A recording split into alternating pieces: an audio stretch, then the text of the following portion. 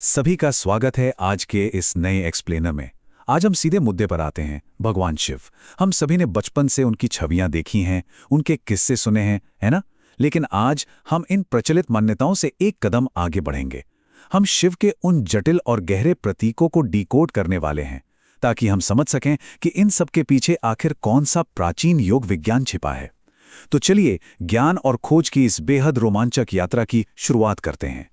अब आगे बढ़ने से पहले जरा सोचिए, जब भी हम शिव के बारे में सोचते हैं तो सबसे पहले एक भयंकर विनाशक की तस्वीर दिमाग में आती है। सही कहा ना?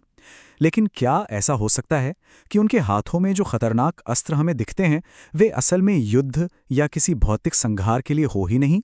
क्या हो अगर उनका असली मकसद हमारे इस अशांत और चंचल मन को जीतना हो? यही वो दिलचस्प सवाल है जिसे हम आज एक्सप्लोर करने वाले हैं। ठीक है, तो एक नज़र डालते हैं कि आज हम क्या क्या कवर करने वाले हैं। हम शुरुआत करेंगे दिव्य अस्त्र को समझने से, फिर देखेंगे तीन की शक्ति, उसके बाद ब्रह्मांडीय लय और नृत्य, फिर मन के प्रतीकों पर चर्चा करेंगे और अंत में जानेंगे ऐतिहासिक प्रथम गुरु की वास्तविकता को। तो चलिए डाइव इन करते हैं हमारे पहले सेक्शन में, दिव्य अस्त्र जो भौतिक विनाश से कहीं परे हैं। आपने शिव के हाथ में हमेशा इस त्रिशूल को देखा होगा, लेकिन सच कहूं तो ये किसी भी एंगल से भौतिक युद्ध का अस्त्र नहीं है। अगर हम गहराई में जाएं तो ये ब्रह्मांडीय व्यवस्था की एक बहुत ही सूक्ष्म, एक बहुत ही डिवाइन अभिव्यक्ति है। इसे डिजाइन ही इसलिए किया गया है ताकि ये माया या द्वंद्व के भ्रमों को चीर सके। मतलब ये अस्त्र बाहर के दुश्मनों को नहीं, बल्कि हमारे अपने भीतर बैठी अज्ञानता को नष्ट करने का काम करता है। आगे बढ़ते हैं हमारे दूसरे बिंदु पर, तीन की शक्ति, त्रिशूल की वास्तुकला। ये जो रूल ऑफ थ्री यानी तीन का नियम है ना, ये बहुत ही कमाल का कॉन्सेप्ट है। त्रिशूल सिर्फ एक भौतिक प्रतीक है, लेकिन ये संपूर्ण अंतरिक्ष, समय और मानव की आंतरिक आध्यात्मिक शक्ति को अपने भीतर समेटे हुए है।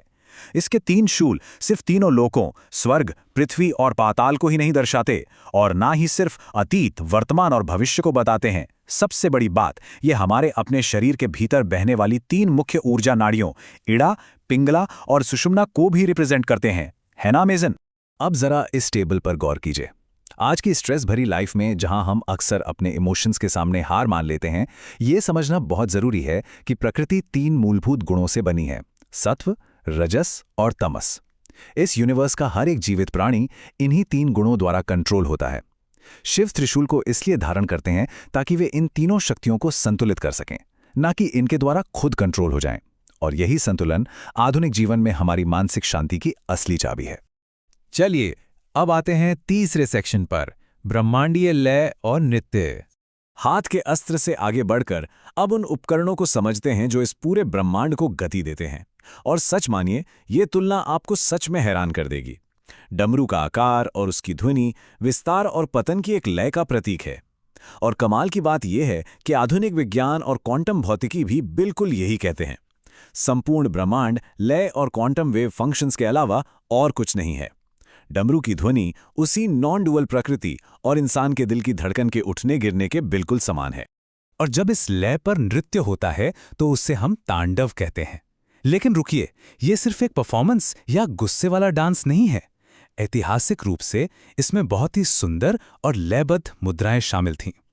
इसे डिजाइन किया गया था ताकि हमारे शरीर की सूक्ष्म ऊर्जा नाड़ियों और ग्रंथियों पर एक पॉजिटिव असर डाला जा सके। इसका असली मकसद था फिजिकल मूवमेंट के जरिए मेंटल क्लैरिटी पाना और हमारी चेतना को ऊपर उठाना। हमारा चौथा सेक्शन फोकस करता है मन के प्रतीकों पर। अब हम ब्रह्मांड से लौटकर मानव मनोविज्ञान की बात करेंगे।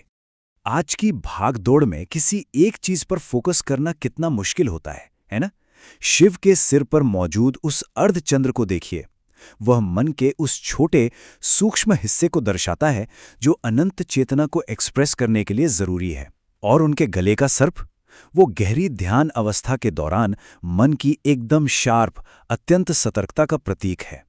जब आप गहरे ध्यान में होते हैं तो आप सोते नहीं हैं, बल्कि आप एक सांप की तरह पूरी तरह से सजग और फोकस्ड रहते हैं।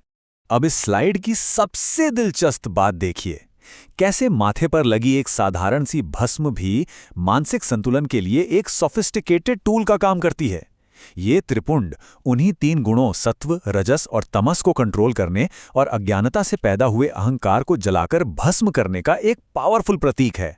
ये बस एक रिमाइंडर है कि बॉस, अंत में सब कुछ राख ही हो जाना है, तो फिर ये अहंकार किस बात का?